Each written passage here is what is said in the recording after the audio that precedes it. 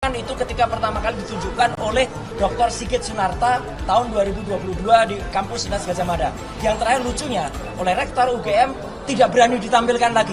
Di statement-statement yang pertama-tama sudah disampaikan oleh Pak Ahmad Kosinudin selaku koordinator non-litigasi dari kami. Kemudian ada juga Pak Rizal Fadilah, juga sebelumnya tadi ada Pak Azam ya, yang sudah menyampaikan surat. Dan kami setelah surat itu diterima, kami melakukan konferensi pers ini. Ada beberapa poin penting yang ingin kami sampaikan. Yang pertama, tadi disebut-sebut oleh Pak Kosinudin, apa itu bukti yang kami terima dari KPU, Komisi Pemilihan Umum. Alhamdulillah, proses yang lama itu tidak begitu saja. Proses yang lama dari KPU itu sudah kami terima minggu yang lalu bersama dengan Pak Dr. Bonatua Silalahi, dengan Pak Michael Sinaga. Ya, kami menjemput surat itu di KPU.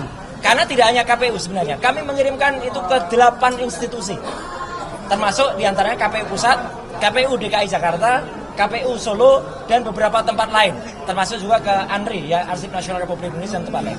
Semuanya adalah harus memegang arsip itu. Karena seorang presiden yang kemudian sudah mencalonkan diri selaku calon presiden waktu itu dan calon wakil presiden itu pasti selalu ada pertinggal suratnya. Tidak mungkin tidak ada.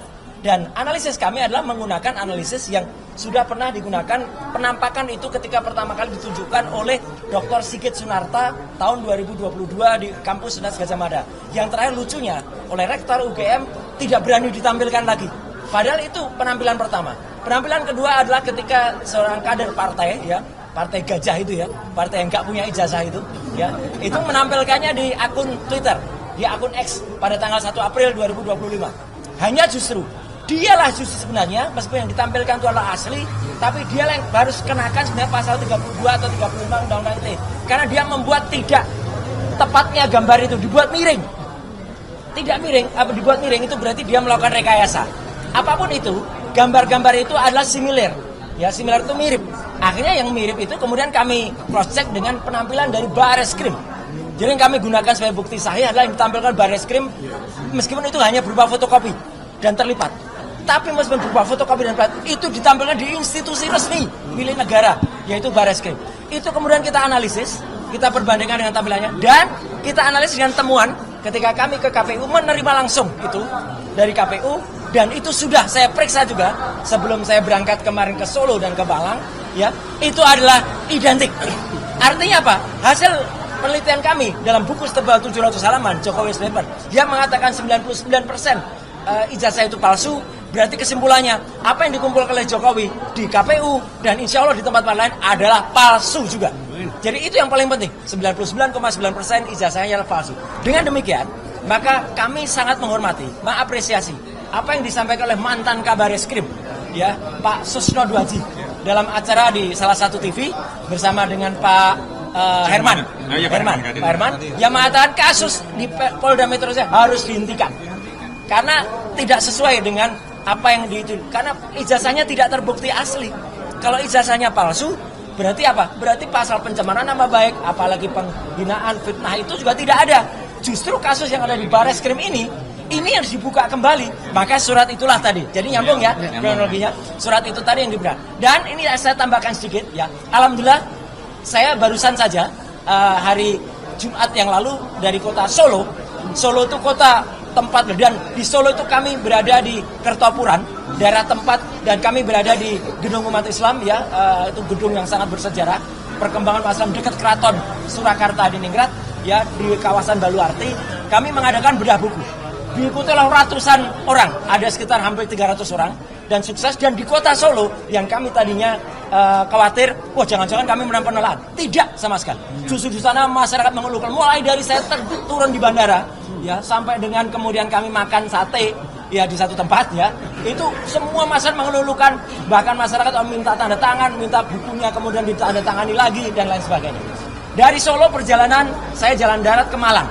Alhamdulillah di tengah jalan ketika kami melakukan sholat zuhur, ketika kami berhenti sholat asar, dan hampir sampai di kota Malang kami berhenti di rest area di masjid. Masyarakat rata-rata itu menunggu, ya, hasil ini, dan mereka melakukan apresiasi dan mereka menyampaikan salam kepada semua teman-teman tim hukum, ya. Karena waktu itu saya hanya bersama Dr. Tifa dan saya bersama Pak Refli Harun, ya, juga bersama teman yang lain. Ada satu teman lain lagi. Alhamdulillahnya saya Malang, kenapa saya ini penting ya? Malang malam sebelum kami datang, kami mendapat kabar bahwa sekelompok orang melakukan persekusi. Sekelompok gerombolan orang melakukan, padahal itu adalah ceramah keagamaan yang tadinya dilaksanakan oleh Gus Nur. Kemudian ada Gus Raimon, ada juga Gus Arief.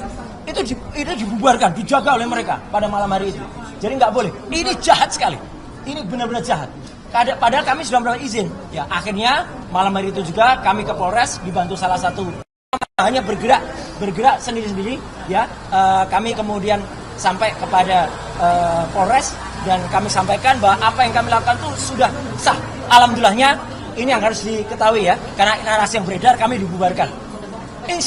Pagi harinya alhamdulillah kami melangsungkan acara itu dengan sukses dan lancar banget di salah satu gedung, salah satu hotel yang ada di sana, tempat yang sama yang kami rencanakan. Ya, dan juga teman-teman yang lain ya, Pak Azam dan lain sebagainya, itu harus diwaspadai. Karena apa? Apa yang mereka ancamkan, ya, mereka pun mendesak-desak Polda Metro Jaya itu sama sekali tidak benar. Ya, itu melanggar hukum. Apalagi ada, saya langsung ingat ketika seorang perempuan di sana, ya, itu mengancam akan melakukan tindakan dengan melakukan porno, itu pelanggaran terhadap Undang-Undang Nomor 44 tahun 2008, khususnya di pasal 4 ayat 2. Saya kebetulan adalah narasumber juga di undang-undang itu. Ya gitu, ketika sebelum menjadi anggota DPR. Itu adalah tindakan yang melakukan porno aksi. Porno aksi adalah bagian dari pornografi. Dan itu kalau diterus-teruskan, itu bisa menjadi tindakan asusila nantinya. Ya, tahu nggak gambarnya asusila? Asusila itu kayak gini nih. Ini asusila ini. Seperti apa? Ini asusila. Asusilo. Oh. Itu ya. Jadi mereka mau masuk asusila. Ya. Jadi kita tolak keras. Ayo rakyat Indonesia, ya, jangan biarkan mereka melakukan tindakan porno aksi dan asusila semacam ini. Ya, dari asu. Ya, dimulai ini. Jadi mohon maaf sudah azan.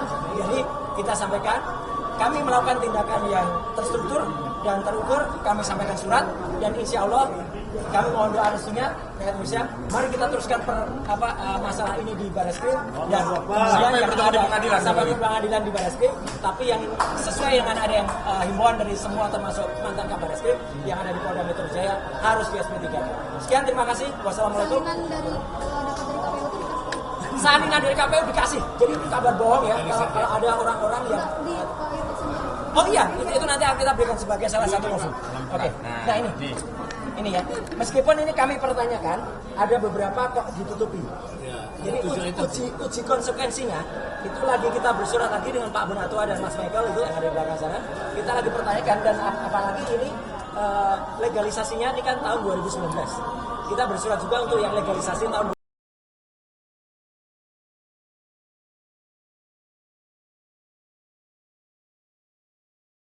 di dalam kasus ini adalah saksi pelapor resmi. Dari siapa? Siapa yang laporin? Orang yang lapor nggak ada legal standingnya kok. Lalu akankah klaim bukti baru berupa salinan ijazah Jokowi yang dibawa Roy Suryo bisa menjadi alasan kuat bagi Barreskrim untuk bisa membuka kembali penyelidikan tudingan ijazah palsu Jokowi? Kita bahas bersama dengan terlapor dugaan pencemaran nama baik Jokowi, Roy Suryo, yang sudah hadir langsung di studio Orange Kompas TV. Dan juga lewat sambungan Zoom ada Wakil Ketua Umum Projo Freddy Damanik dan juga Penasehat Ahli Kapolri Arianto Sutadi. Selamat petang Bapak-bapak. Yuk, selamat petang. Selamat petang. Selamat petang semuanya. Saya mau ke Bung Roy dulu. Bung Roy, kalau hanya salinan ijazah yang dilegalisir, kenapa Anda klaim ini bukti baru? Gini, karena selama ini dikesankan oleh Jokowi dan oleh semua lawyernya bahwa ijazah yang dipegang Jokowi itu beda dengan yang kami analisis.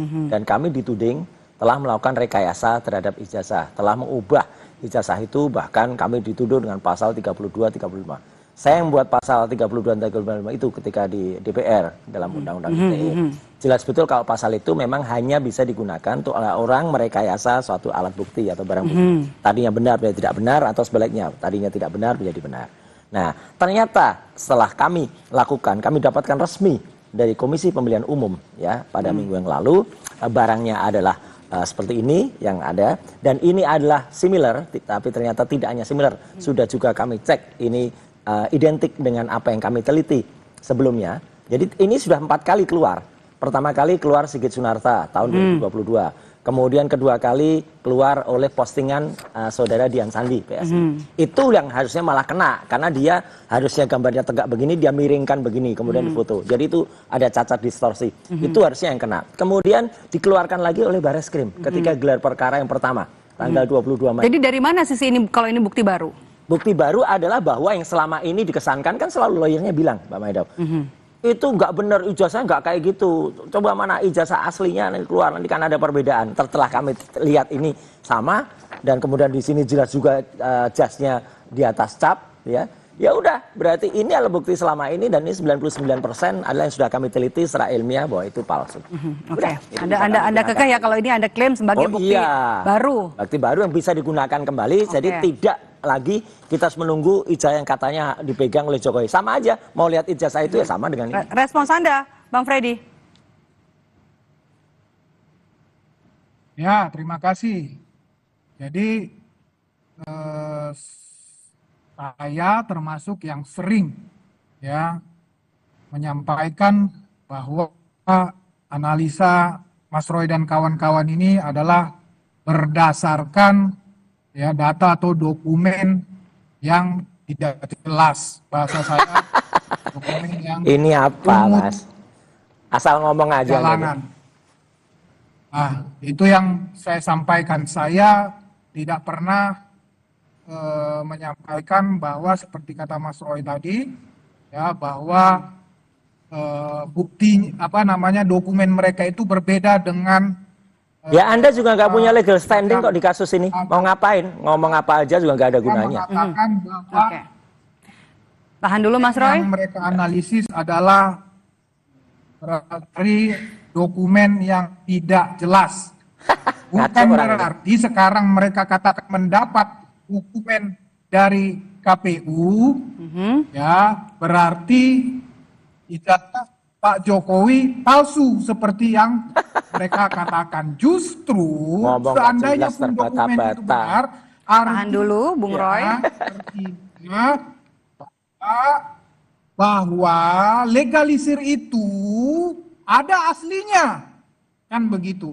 Itulah namanya legalisir, disamakan dengan aslinya, dibenarkan bahwa ada aslinya. Ya, itulah namanya legalisir. Udah deh, orang nggak punya legal standing kayak gini didengar. Jadi sekali lagi justru itu memperkuat bahwa ijazah Pak Jokowi itu ada aslinya.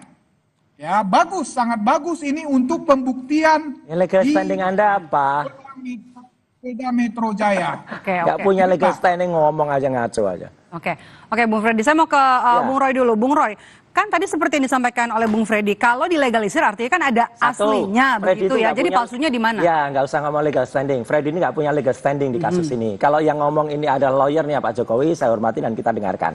Dan Kompas boleh menyajikan itu kepada kita masyarakat. Fokus ke bukti baru begitu ya. Kalau dilegalisir standing, artinya kan ada ijazah aslinya begitu ya. Legalisir dan itu sudah diberikan oleh KPU kepada kami. Artinya KPU mengakui ijazahnya ya kayak gini. Kalau ijazah kayak gini itu sama dengan yang kami teliti dalam buku itu. Tapi sekali lagi ya, orang nggak punya legal standing dan kemudian ngomong kayak gini tuh nggak usah didengarin. Makanya saya ketawa aja lah. Gitu. Kita dengar nanti aja di Pak Arianto aja lah. Oke. Saya mau ke Pak Arianto. Pak Arianto, apakah bukti berupa salinan ijazah dari KPU yang dibawa oleh Roy Suryo CS ini bisa jadi pertimbangan penyidik untuk bisa membuka kasus tudingan ijazah palsu ini di Bareskrim? Ya, kalau dari Pak Roy mengatakan bukti itu ya, dan kemudian dibawa kepada penyidik, itu pasti penyidik akan menerima itu. Nah, kemudian nanti akan dilihat oleh penyidik itu. Di sini penyidiknya adalah penyidik Bareskrim ya. Apapun barang bukti yang disampaikan kepada para pihak itu pasti akan diterima karena selama ini kan penyelidikan kan masih dalam tahap penyelidikan gitu. Jadi tidak dihentikan dan masih kemungkinan bisa penyidikan. Nah, sekarang ada bukti baru. Nah, ya diterima oleh penyidik, oleh penyelidik ya di Bareskrim. Nanti akan dipelajari apakah bukti itu bisa dijadikan sebagai bukti tambahan yang untuk menjadi alat bukti bahwa ijazahnya Pak Jokowi itu asli apa tidak. Kalau itu bisa dijadikan pertimbangan, ya mungkin akan diterima dan itu dijadikan bahan penelitian untuk meneliti keaslian daripada Pak Jokowi itu, kira-kira begitu. Tapi kalau kemudian penyidik itu mempelajari, setelah dipelajari kembali dan itu dinilai bahwa itu masih kurang menjadi alat bukti yang sah untuk membuktikan bukti bahwa ijazahnya Pak Jokowi itu pas asli apa tidak, ya pasti ya diterima, tapi kemudian tidak ada keputusan apa-apa dari Bareskrim, kurang lebih begitu. Iya. Termasuk juga pada saat gelar perkara khusus ya Pak, pada saat awal Juli itu kan sempat ada gelar perkara khusus dan belum ada kesimpulannya hasil gelar perkara khusus ini. Iya, jadi kesimpulannya ya belum ditemukan ada unsur pidana atau alat bukti yang untuk mendukung adanya unsur pidana bahwa ijazahnya Pak Jokowi itu palsu. Kurang lebih dulu gelarnya hasilnya kan gitu kayak gitu. Oke. Bung Roy, saya mau kembali. September lalu kan Pak Jokowi bilang kalau soal tudingan atau polemik ijazah palsu ini bisa bertahan berterus-terus begitu ya, dibahas terus bertahun-tahun. Nah, ada karena Pak Jokowi ini yakin ada yang membackingi Anda dan rekan-rekan. Itu insinuasi yang berlebihan, ya gitu. Jadi orang kok berinsinuasi. Baiknya dia tuh kan sesuai dengan janjinya aja ya, pulang ke Solo ngomong cucu lah, nggak usah ribut lagi ya. Kalau ada orang meributkan ijazahnya ya karena memang ada fakta yang terungkap bahwa ijazahnya 99,9% palsu. Dari kami itu nggak ada sama sekali orang, tapi di belakang orang-orang tara termul inilah ada orang kurus. Tapi sekali lagi saya setuju dengan Pak Arianto, itu senada juga dengan yang disampaikan Pak Komjen Susno Duaji, ya, bahwa apa, ijazah ini harus dibuka dan diteliti dulu sebelum perkara yang dilaporkan di Polda Metro itu jalan. Karena harus dibuktikan dulu ini asli atau enggak, apalagi ada novum, ada bukti baru kayak gini. Jadi nggak apa-apa, kita tunggu ya. Dan jadi tidak ada backingan? Sama sekali nggak ada. Backingan tuh di mereka, ada orang kurus di belakang mereka. Kalau di kami tuh nggak ada. Anda siap juga membuka Oke. Iya, nggak ada, sudah ada 2 orang ya waktu itu di Kompas TV ini juga. Saya tanya, ayo ngaku nggak? Anda berani sumpah nggak? Nggak berani? Oke, kita fokus ya. Kemudian Bang Freddy, apakah keyakinan Pak Jokowi waktu September lalu ini bilang kalau ada backingan kuat di balik kisruh polemik tudingan ijazah palsu ini beralasan? Ya, tentunya sangat beralasan. Kenapa beralasan? Pertama, ini panjang. Ini sangat panjang, ya, udah bertahun-tahun, sambung menyambung, ya. Kalau tidak ada kepentingan di sini, ya, kalau tidak ada kepentingan politik di sini, ya, kepentingan apa lagi kan begitu. Jadi memang target mereka ini apa yang ditutup-tutupi sih, orang juga udah banyak ngomong di media juga namanya memakzulkan Gibran. Loh, ya, emang pantas dimaksud. Tahan dulu. Jelaslah mendukung Pak Jokowi, sehingga nanti targetnya pasti di 2029 tidak akan memberikan kepercayaan kepada Jokowi, tentu konteksnya melalui Gibran. Kan sederhana itu. Nah, kalau dihubungkan ke situ tentunya banyak kepentingan politik ya di situ. Jadi banyak orang-orang juga yang berkepentingan sama untuk itu, dan orang-orang itulah yang hari ini ya berada di belakang kepentingan masukan kawan-kawan ini. Simpel aja sih ya. Tapi kalau proses hukum ini kan ada 2, selalu saya katakan ada 2, proses hukum dan proses politik. Proses hukum memang harus diselesaikan secara hukum ya. Kalau bicara Bareskrim, ya setahu kami juga itu sudah dihentikan. Bahkan Mas Roy dan kawan-kawan ini sudah meminta ya gelar perkara khusus lah, laporan ke atasan lah, segala macam. Silahkan. Mau buktikan terus, silahkan saja, silahkan. Nah, jadi Bareskrim itu setahu saya menghentikan itu karena memang dia sudah memeriksa keaslian ijazah itu. Keaslian ijazah itu termasuk ijazahnya sendiri, dan juga yang berkaitan dengan keaslian itu, misalnya universitas yang mengeluarkan, saksi-saksi ya, saksi-saksi mahasiswa yang pada saat itu bersama Pak Jokowi, KKN-nya segala macam. Jadi itu tidak, saya berani bertaruh apapun, jadi Bareskrim itu tidak akan melanjutkan penyelidikan itu. Sementara ini korelasinya, konteksnya berhubungan dengan Polda Metro Jaya, karena laporan ijazah palsu sudah tidak berlanjut, maka pasti di Polda Metro Jaya memang itu kan sudah Era penyidikan, dirusak pasti ya, ada tersangkanya. diulang-ulang aja. Jadi ya kita Oke. tunggu aja dalam dekat Mas Roy dan kawan-kawan ini pasti ya jadi tersangka. Saya yakin itu. Wah, kacau Oke, kita ini. sudah tangkap. Nggak punya Nah, tapi saya mau legal standing. kembali lagi ke Bung Roy. Bung Roy, bagaimana Anda bisa yakin kalau saja gelar perkara yang dilakukan oleh Barreskrim Polri saja, gelar perkara khusus itu pada saat awal Juli, Ya. ini belum ada hasilnya, belum ada Ini, kesimpulannya belum begitu. ada hasilnya. Bagaimana Anda bisa yakin kalau ini akan dengan buka selembar ijazah yang dari KPU ini Oh, Anda ini bukan hanya ini. bakal bisa jadi bukti baru? Nanti novumnya bukan hanya ini. Oke. Karena ada 8 institusi yang juga kita berikan surat dan kita tunggu yang 7 yang lain. Dan dari itu nanti bisa dikomparasi. Setelah gelar perkara khusus, kami juga mendapat laporan dari Kompolnas, dari Komnas HAM, kemudian dari Ombudsman yang mereka katanya dihadirkan. Mereka ternyata tidak diajak untuk menyimpulkan hasilnya. Jadi mereka juga nunggu, mereka juga ngejar ke Wasidik ya, ke Karo Wasidik untuk ayo ini mana hasilnya gelar perkara itu. Dan yang lain lagi adalah nggak ada kemudian legal standingnya orang ini atau apalagi kemarin ada kelompok ya gerombolan yang kemudian bikin konferensi pers desek-desek Polda Metro ya itu dibuka, bahkan kalau 2 minggu nggak dibuka itu nanti akan ada pertunjukan aksi porno, aksi dan pornografi. Ya, Bang Freddy, Anda nggak punya legal standing katanya Bang Freddy. Tindakan asusila kayak gini. Ya itu tindakan asusila itu mereka. Itu, gitu. Bang Freddy. Jelek banget. Katanya nggak punya legal standing, Bang Freddy. Ya. Legal, emang Kompas butuh legal standing saya berpendapat di Kompas ini. Iyalah, Anda nggak punya legal Tanggapan standing, Anda ngomong disebut aja. Bang Roy Suryo nggak punya legal standing? Ngapain ngomong aja? Roy Suryo mah di mana-mana ngomongnya memang ngasal. Itu dari tadi juga, dari biasanya memang satu pun sampai sekarang ngomongan dia nggak ada yang benar. Iya, kamu aja nggak benar ini. Masih bebas-bebas saja. Udah nggak usah didengerin, nggak ada legal standingnya. Yang apapun, nah ya, tapi kan saya mau sampaikan, saya di dalam kasus ini adalah saksi pelapor resmi. Dari siapa? Siapa yang laporin? Orang yang lapor Saya- nggak ada legal standingnya kok, saksi Pihak pelapor Jokowi resmi. sebagai saksi pelapor atas Dari kemarin teriak-teriak pasti tersangka, Kemarin pasti. Orang yang teriak-teriak pasti tersangka malah buruan sekarang sudah terpidana. Namanya Sylvester Matutina. Ya, itu tanda tipu publik itu. Sylvester Matutina malah menghilang, melarikan diri, katanya dia saksi pelapor. Oke. Itu ngaco lah orang-orang. Sebentar, Bung Roy. Iya. Nah, makanya saya yakin itu unsurnya sudah memenuhi bukti. Hanya ada kemarin sedikit ya, karena memang Mana sedikit orang buron jadikan saksi. oleh proses memang karena demo itu Gak unit laku. yang satu memeriksa, kemudian ada tambahan sedikit-sedikit untuk Kasihan melengkapi kepolisian lah kalau seperti meriksa saksi-saksi yang nggak punya legal Jadi standing. tidak, sangat apalagi tidak buronan. berpengaruh. Itu bukti baru, tidak ada bukti baru di situ. Itu penyidik itu sudah memeriksa KPU. Itu dokumen penyidik sudah punya. Jadi tidak ada bukti baru di situ.